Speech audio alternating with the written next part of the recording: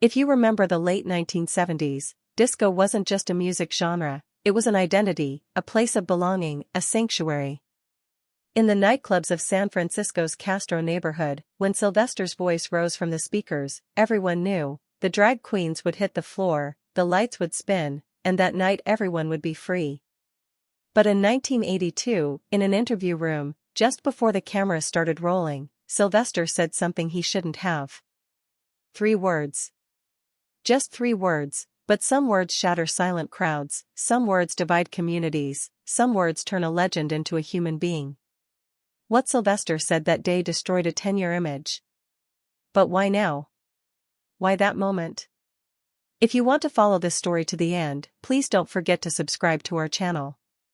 Because those 3 words Sylvester spoke weren't just an interview, they were the beginning of a social earthquake. Born in Los Angeles in 1947, Sylvester James Jr. was different from an early age. When his mother Letha Weaver started taking him to church at age 3, everyone who heard how the little boy's voice soared in gospel hymns was amazed. His grandmother Julia, that powerful woman called Juju within the family, was the one who taught Sylvester his first song, Never Grow Old. But the church congregation wasn't just watching the little boy's voice, they were watching his movements. When his hands danced in the air, when he sang with his eyes closed, Sylvester seemed to belong to another world. By the time he turned 13, one Sunday morning he approached the church door but didn't go inside. The preacher called him, his mother begged him, the congregation stared, but Sylvester turned around and walked away. That day marked the first time he rejected what others expected him to be. Years later, in an interview, he would say that the church couldn't accept who he was, so he decided not to accept the church. It was 1960, and a 13-year-old black boy in Los Angeles had just made a decision that would define the rest of his life. He would be himself, no matter the cost. But what did being himself mean? At 15, Sylvester started sneaking into Los Angeles's underground gay clubs with a fake ID. Jewel's Catch One on West Pico Avenue became his second home. The club was dark, smoky, and full of people who, like him, didn't fit into the world outside. There, under the colored lights, among the drag queens, disco dancers, and outcasts, Sylvester found something he'd lost when he left the church, a place where he could breathe. The platform shoes, the glittery outfits, the false eyelashes, everything that would have gotten him beaten up on the streets of Watts was celebrated here. But even in this sanctuary, Sylvester was starting to feel something gnawing at him. People were putting him in a box again. They called him a drag queen, a female impersonator, a crossdresser. And while he loved the clothes, the makeup, the performance, he wasn't sure those labels fit him either. In 1969, when he graduated from Jordan High School, Sylvester made a statement that became local legend. Instead of wearing a suit to the graduation ceremony like everyone else, he showed up in a blue chiffon dress. Thousands of students and parents watched in shock as he walked across the stage, smiled, and accepted his diploma. Some people gasped, some laughed, some applauded, but everyone remembered. That wasn't just a fashion choice. It was a manifesto. It said, I will not hide. I will not pretend. I will not be what you want me to be. In 1970, Sylvester moved to San Francisco, and everything changed. If Los Angeles had been a place of survival, San Francisco was a place of possibility. The Castro neighborhood was exploding with a new kind of energy, gay liberation, sexual freedom, political activism. Harvey Milk was organizing, the drag scene was thriving, and a radical theater group called the Cockettes was turning heads with their outrageous performances. When Sylvester first saw the Cockettes perform at the Palace Theater, he knew he'd found his people. Or so he thought. The Cockettes were unlike anything anyone had ever seen. They weren't traditional drag queens with polished wigs and perfect makeup, they were chaotic, dirty, glittery, bearded, gender-bending freaks who performed under the influence and made art out of anarchy. Reggie Dunnigan, one of the group's members, invited Sylvester to join, and he accepted immediately. For the next 2 years, Sylvester lived in a Market Street apartment with other Cockettes members, performing in shows with names like Trisha's Wedding, a spoof of President Nixon's daughter's wedding where Sylvester played Coretta Scott King. He wore capes, heels, sequins, and sang his heart out. The audiences loved him. But behind the glitter and the applause, something was already starting to crack. The Cockettes were planning a big move, a performance tour in New York City. This was their shot at mainstream attention, their chance to show the East Coast what San Francisco counterculture was all about. In late 1971, they packed up and flew to New York, where they were booked to perform at the Anderson Theater. The hype was enormous. Andy Warhol was coming. Truman Capote was coming. Gloria Vanderbilt was coming. Rex Reed was coming. The New York elite were curious about these West Coast freaks, and the Cockettes were ready to blow their minds. But the first performance was a disaster. The audience, expecting polished Broadway-style entertainment, was confronted with a chaotic, druggy, barely rehearsed mess. The Cockettes stumbled through their routines, forgot their lines, and seemed more interested in shocking than entertaining. The reviews were brutal. Critics called the show amateurish, unwatchable, and a waste of time. The Cockettes were humiliated. But it was the second performance that broke everything apart. Before going on stage for the second New York show, Sylvester stood in front of the audience and said something that stunned everyone: "I apologize for this travesty that I'm associated with." The other Cockettes members froze. The audience didn't know how to react. Sylvester had just publicly disowned the group he was supposed to be part of. Backstage after the show, the fights began. Some members accused him of betrayal. Others said he was just being honest. But the damage was done.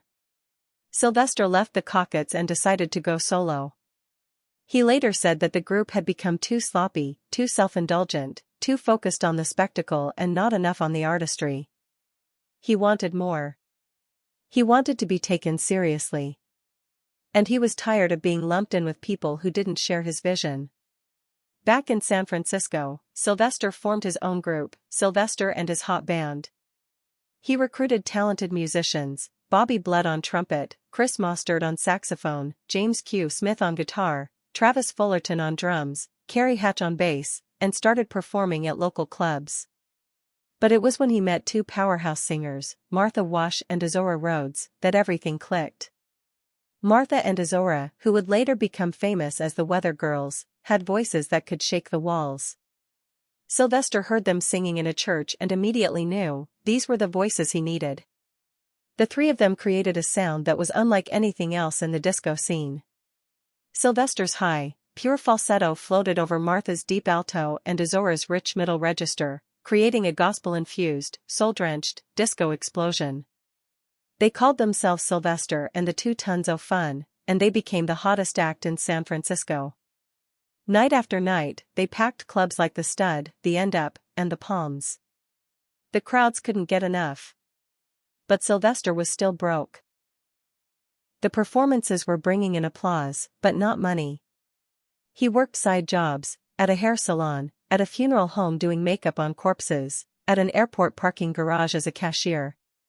He even briefly worked at McDonald's, but got fired for refusing to wear a hairnet over his long hair. In 1977, Sylvester's luck changed. A record executive named Bob Crosno, who worked for Blue Thumb Records, saw him perform and was blown away. He offered Sylvester a recording contract.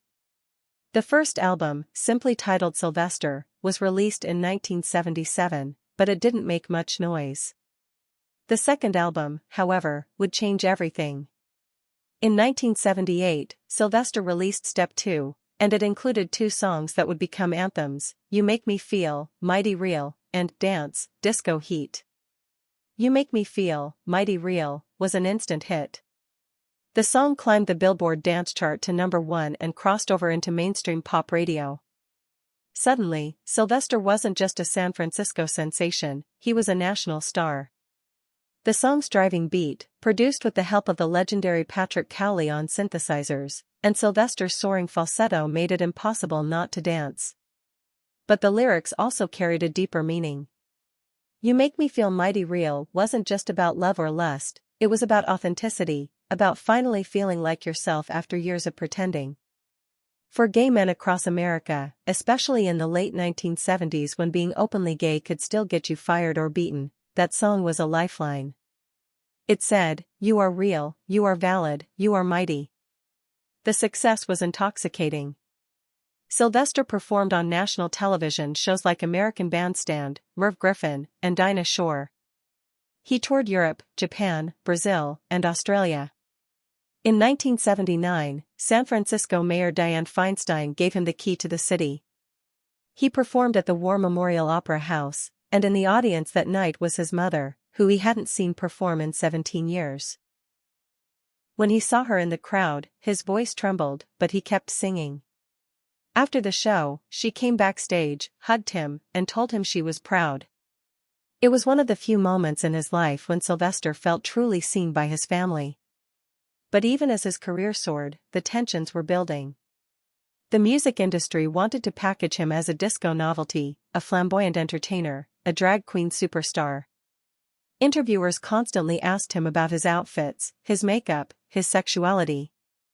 They wanted the spectacle, the shock value, the camp. And while Sylvester gave them that on stage, he was starting to resent it. He wasn't just a costume. He wasn't just a performance. He was a musician, a vocalist, an artist. And he was tired of being reduced to a label. By 1982, the disco era was fading. The disco sucks movement, which had roots in racism, homophobia, and a backlash against black and gay culture, had done its damage. Radio stations stopped playing disco, record sales plummeted, and many disco artists saw their careers collapse overnight. Sylvester was still performing, still recording, but the momentum had slowed. His relationship with his record label, Fantasy Records, was also falling apart. He claimed they owed him over $200,000 in unpaid royalties, but they only paid him $20,000. Legal battles with producer Harvey Fuqua drained him financially and emotionally. The money that should have been coming in from his hits was being tied up in contracts and disputes. At the same time, Sylvester's personal life was in turmoil. His relationship with Rick Cranmer, a man he deeply loved, was becoming more public. In 1987, Sylvester appeared on the Joan Rivers show and openly discussed his relationship with Rick. It was a bold move. This was daytime television, and Sylvester was talking about his male partner as if it were the most normal thing in the world. Rick's family, watching at home, found out about his sexuality for the first time on live TV. The fallout was messy, painful, and complicated. But Sylvester didn't regret it. He was tired of hiding. It was in this context, career pressures, financial struggles, personal battles, and a growing sense of frustration with how the world saw him, that Sylvester sat down for a magazine interview in 1982. The journalist asked him the same questions he'd been asked 1,000 times before. What's it like being a drag queen? How do you choose your outfits? What does drag mean to you? And something inside Sylvester snapped. "I'm not a drag queen," he said. The journalist paused, confused. "What do you mean? You perform in dresses, makeup, heels." "I'm not a drag queen," Sylvester repeated. "I'm Sylvester." The journalist tried to clarify. "But you're part of the drag community, right? You're a drag performer?" "No," Sylvester said, his voice firm. "Drag queens are performers who dress as women. I don't dress as a woman. I dress as myself. I'm not imitating anyone. I'm not playing a character. This is who I am. I'm Sylvester." The interview was published, and the reaction was immediate. In the Castro, in the drag bars, in the gay clubs where Sylvester had once been a hero, people were furious. Drag queens felt betrayed. Wasn't Sylvester one of them? Hadn't he built his career on the drag scene? Hadn't he been celebrated, protected, and supported by the drag community for years? And now he was distancing himself from them? Some saw it as an act of cowardice, Sylvester trying to appeal to mainstream audiences by rejecting his roots. Others saw it as elitism, Sylvester thinking he was too good for drag, too artistic, too sophisticated. Fanzines, the underground magazines that covered queer culture, published angry articles. some drag bar owners stopped booking him. At a performance in a Castro club shortly after the interview, a group of drag queens in the audience booed him. Sylvester stood on stage, under the lights, and for the first time in years, he felt alone. The community that had once embraced him now felt like a courtroom, and he was on trial. But not everyone turned against him. Some people understood what Sylvester was trying to say. He wasn't rejecting drag, he was rejecting the idea that he had to be defined by it. He was saying that gender, identity, and performance were more complex than the labels people wanted to stick on him. He was saying that he didn't fit into the boxes that even the queer community was trying to put him in. And for some people, especially younger queer kids who were also struggling with labels that didn't quite fit, Sylvester's words were liberating.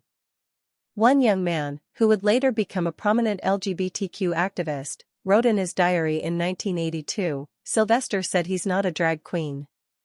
He's just himself. And I realized, I don't have to be what people call me either. I can just be me."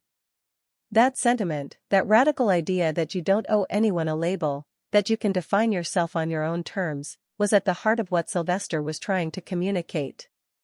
But in 1982, in the middle of a cultural war, in a community that was still fighting for basic survival, that message was hard to hear. The split in the community was real and deep. At a Castro Street fair in 1983, Sylvester's name was announced, and the crowd's reaction was mixed. Some cheered, some stayed silent, some turned away. Sylvester walked on stage wearing a silver cape and platform heels, his makeup immaculate, his voice as strong as ever. He sang "You Make Me Feel Mighty Real," and by the end of the song, most of the crowd was dancing. But backstage, he broke down. His manager, Tim McKenna, found him sitting alone, tears running down his face, smudging his eyeliner. "They hate me," Sylvester said. "They don't hate you," Tim replied. "They're confused. You challenged them." "I just wanted to be honest," Sylvester said. "I just wanted to say who I really am." Tim didn't have an answer for that. Because the truth was, honesty in 1982 was a luxury most queer people couldn't afford.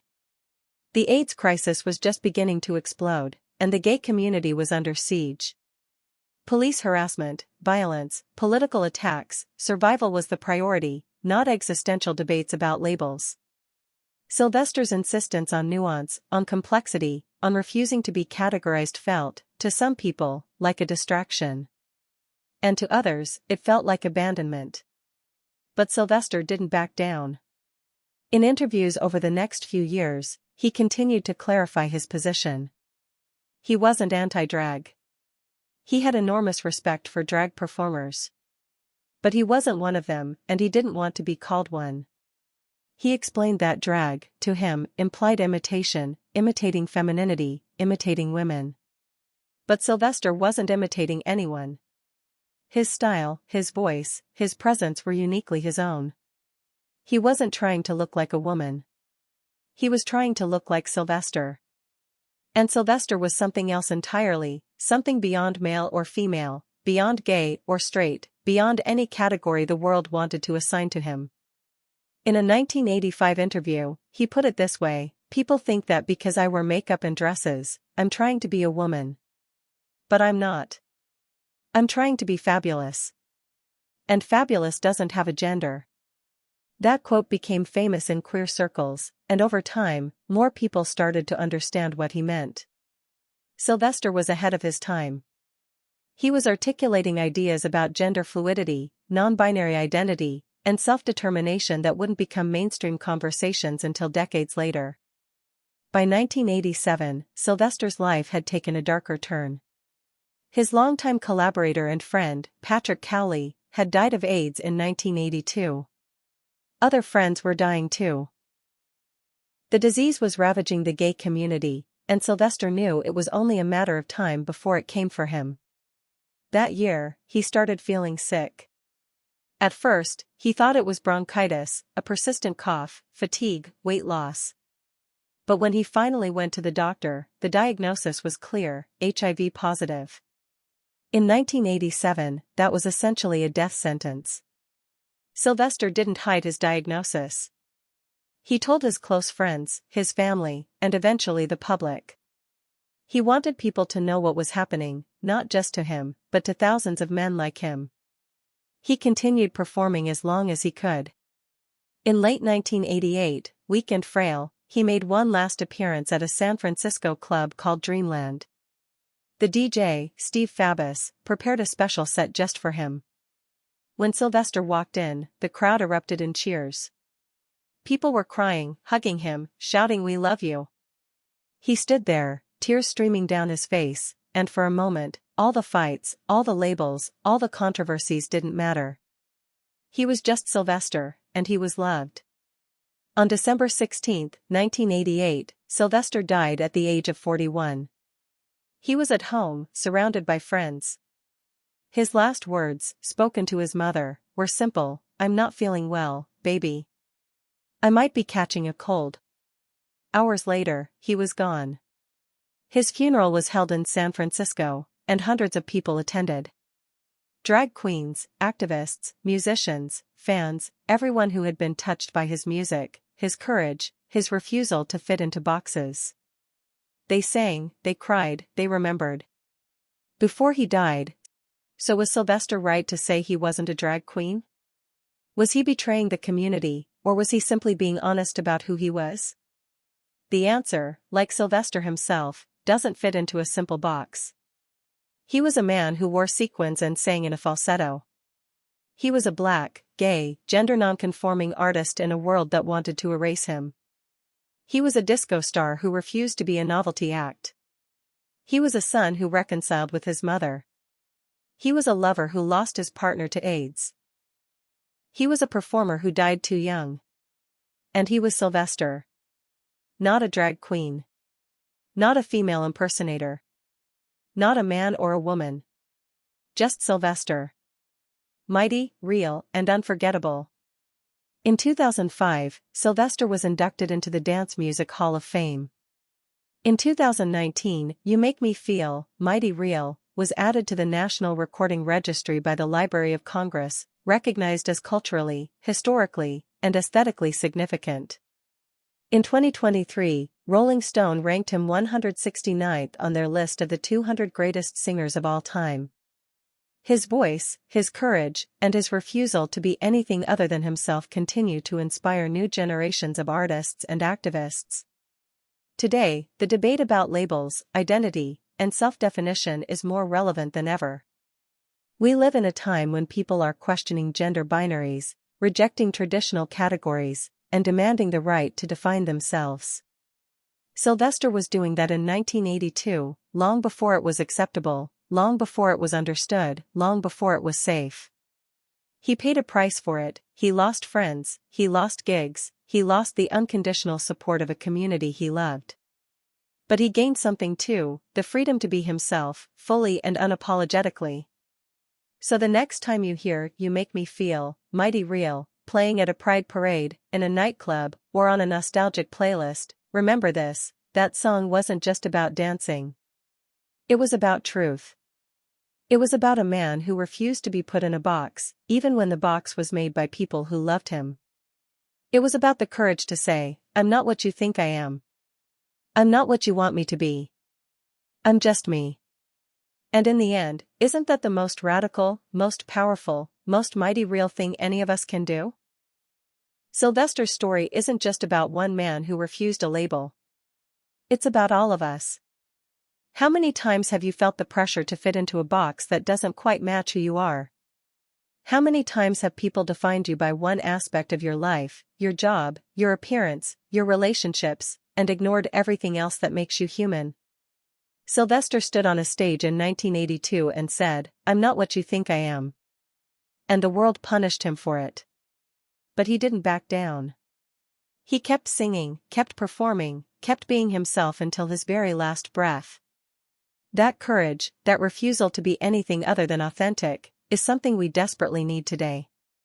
We live in a time when everyone wants to put you in a category, when algorithms decide who you are based on what you click, when social media forces you to pick a label and stick with it. But people are more complex than that. We contain multitudes. We change, we evolve, we refuse to be reduced to a single definition. Sylvester knew that in 1982, and we're still learning it today. So here's what I want you to do. If this story moved you, if Sylvester's struggle resonated with something inside you, don't just close this video and move on. Take a moment to engage. Hit that subscribe button right now, because stories like this, stories about people who were brave enough to be themselves even when it cost them everything, need to be told. They need to be remembered. They need to be shared. When you subscribe, you're not just supporting this channel, you're keeping Sylvester's legacy alive. You're saying that authenticity matters, that courage matters, that people who refuse to fit into boxes deserve to be celebrated. And leave a comment. Tell me what you think. Did Sylvester betray the drag community, or was he just being honest about who he was? Do you think labels help us understand each other, or do they limit us? Have you ever been in a situation where you had to choose between being accepted and being yourself? I read every single comment, and I want to hear your perspective. This isn't just a video, it's a conversation. And conversations are how we learn, how we grow, how we understand each other better. Share this video with someone who needs to hear it. Maybe it's a friend who's struggling with their identity. Maybe it's a family member who doesn't understand why labels feel so confining. Maybe it's someone who grew up in the disco era and remembers when Sylvester's voice came on the radio and made them feel less alone. Whatever the reason, share it. Because Sylvester's story isn't just history, it's a blueprint for how to live authentically in a world that constantly tries to define you. If you want more stories like this, stories about artists, rebels, pioneers, and people who changed the world by refusing to play by the rules, then make sure you turn on notifications. I post new videos every week, diving deep into the lives of people who were too complicated, too radical, too real to fit into the neat little boxes society prepared for them. These are the stories you won't find in textbooks or mainstream documentaries. These are the stories that matter. And one more thing. If you made it this far, if you watched or listened to this entire story about a man who sang in a falsetto, wore sequins, and refused to be called a drag queen, then you're exactly the kind of person I'm making these videos for. You care about depth. You care about truth. You care about people who lived on their own terms. So don't be a stranger. Subscribe. Comment. Share. Be part of this community of people who believe that authenticity is worth fighting for. Sylvester died in 1988, but his voice is still here. Every time someone plays You Make Me Feel Mighty Real. Every time someone refuses to accept a label that doesn't fit, every time someone stands up and says, I'm not what you think I am, I'm just me, Sylvester's legacy continues. And you, by watching this, by engaging, by caring, are part of that legacy too. So go ahead. Hit that subscribe button. Leave a comment. Tell me your story. Because just like Sylvester, you're mighty real. And the world needs to hear your voice.